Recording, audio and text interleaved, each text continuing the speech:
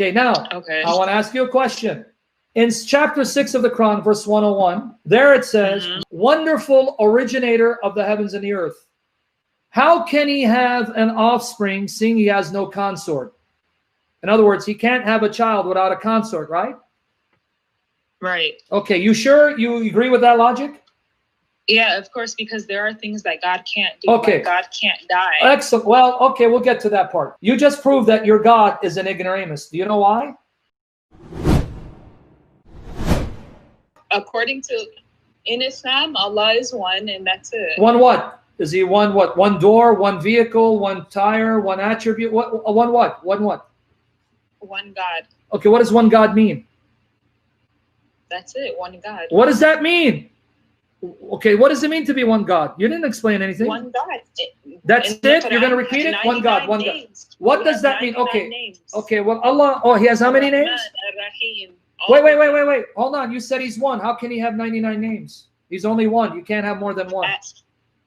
99 names, attributes. You can't have, no, if he's one, he can't have 99 attributes. You can only have one if he's one. Sorry. No, that's not true. Oh, thank you for laughing. Laugh with me, sister. Let's laugh together. That's my point, and you're still not getting it.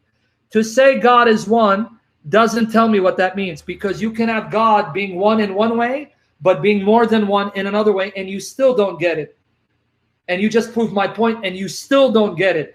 Exactly. Just because God is one doesn't mean that that one God can't be a plurality. Since you believe the one God has a plurality of names and still can be one, so why can't he be a plurality of persons and still be one God? You see, you're not getting it. Because that's a direct contradiction Where? to the surah that says. Where does the Quran say Allah is only one person, therefore he can only be one person if he's one? Where? Give me the verse. The most basic Quranic verse that every Muslim knows. And it doesn't say he's one person. Sorry, it doesn't work. Kulhu Allahu Ahad doesn't prove your point. It says he's one. What does okay. Allahu Ahad mean? I'm asking you what it means. What does it mean? So Allah is Ahad. One God. What does it mean for to him be one God? That means he only has one name. See, Ahad means Allah only has one name. Prove me wrong. Means and that means he has only one name. One God. One God, one name. That's it. If he's Ahad, that means he only has one name because he's Ahad. That's it. I just destroyed your religion. Prove me wrong. Doesn't say anything about name. Thank you. And it doesn't say anything about persons. It doesn't say he is Ahad, one person, just like it doesn't say Ahad, one name. See, you're helping me refute you. Good job. Keep it up. Thank you. Yeah, so then it says, قُلْ هُوَ اللَّهُ أَحَدٌ اللَّهُ الصَّمَدُ لَمْ يَلِدْ And what does Samad mean? لَمْ يَلِدْ وَلَمْ يُولَدْ. What does Samad mean?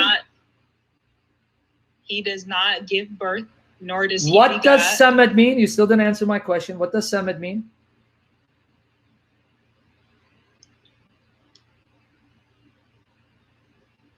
Exactly, because even your Muslim scholars didn't know what Samad meant. Now, when it says Lam yalad wa lam yulad, okay, in the Quran, what does it mean? Lam yalad wa lam yulad. In the Quran, what does walad mean? Lam yalid wa lam yulad means he does not give birth, and nor has he begot. Give birth in what way, according to the Quran? How does the Quran define walad, that word? To give birth walad? Sexually, right? Correct. And so can you name one Christian who believes that God gave birth to Jesus sexually? Well, sexually? Yeah, because the word lam yalad wa lam yulad, let me explain.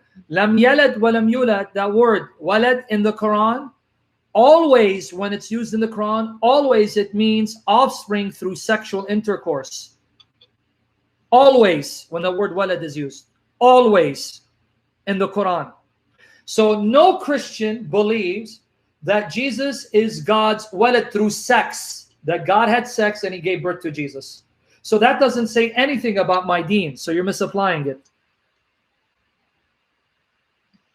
So now I want to ask. I don't know about that. I'll have to take your word on no, that. you better take it because I've done the research. Just means sexual. Yes. Like I said, that's Yes, I even wrote articles on it. The word walad always in the Quran refers to offspring through sexual intercourse.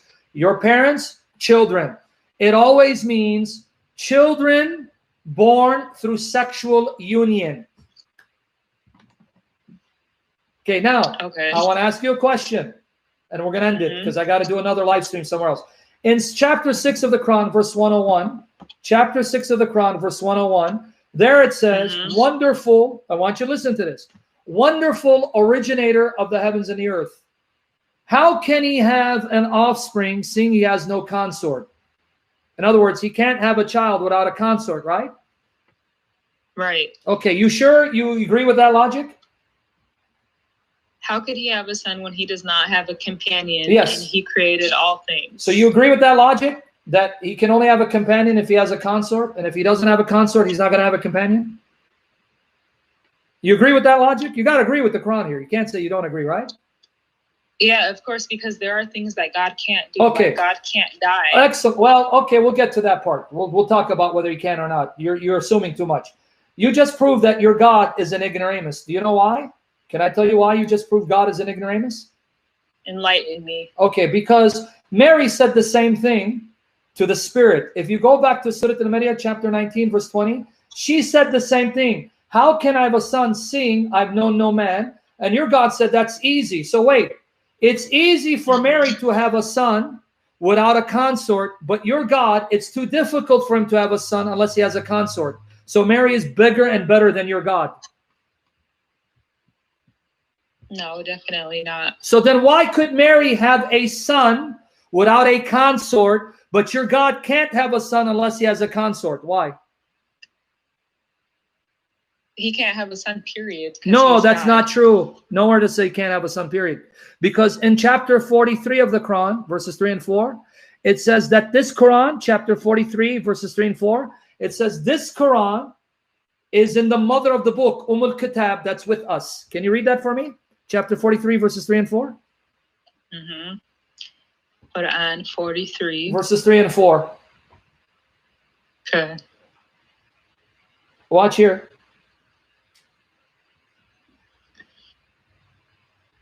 Read for me. It says, indeed, we have made it an Arabic Quran that you might understand. And indeed, it is in the mother of the book with us, exalted and full of wisdom. Okay, pay attention to verse 4. This Quran is in the mother of the book, Kitab, that is with us. So that means the Quran has a mother, the mother of the book, that's with Allah. Now, listen to me carefully, because I want you to now refute the logic. The Quran, you said, is the word of Allah. The Quran has a mother. It's in the mother of the book. Well, if the Quran has a mother, and it's the word of Allah, and the mother is with Allah, that means the Quran's mother is the wife of Allah. Allah is the father of the Quran, according to Islamic logic. No, because... Yes, it's right there. You read it. The problem with what you're saying is that you're assuming that everything is just a black and white. That's not how it works. Well, I'm sorry. I'm just using the... No. You can't get around this. I'm using the logic of the Quran. If the Quran is in the mother of the book, Kitab, mother of the book, and the mother is with Allah, that means the mother belongs to Allah. And the Quran is the word of Allah, that means Allah is the daddy. Allah is the daddy of the Quran, and the mommy of the Quran is his wife. That's Islamic logic. Refute me. I can refute you because it doesn't mean mother of the book doesn't mean literally there is a mother. No, I'm sorry. I'm going to take it literally because Allah can't have a son unless he has a consort. So he can't have a son spiritually unless he has a consort. So the Quran can't have a mother unless it's literally and sexually. And Allah's the daddy because the mother's with Allah and the Quran is the word of Allah. Allah's the daddy. Mini abuch, Allah. Yeah, you can't take that literally. And that's you can't take that literally. So the Quran can have a mommy. Mary can have a son without having sex and a consort. And the mommy of the Quran can have a book without having a consort. But your poor Allah can't have a son unless he has sex. So the mother of the Quran is greater than Allah and Mary's greater than Allah because they can have offspring and children without sex. But your poor God can't have a son unless he has sex.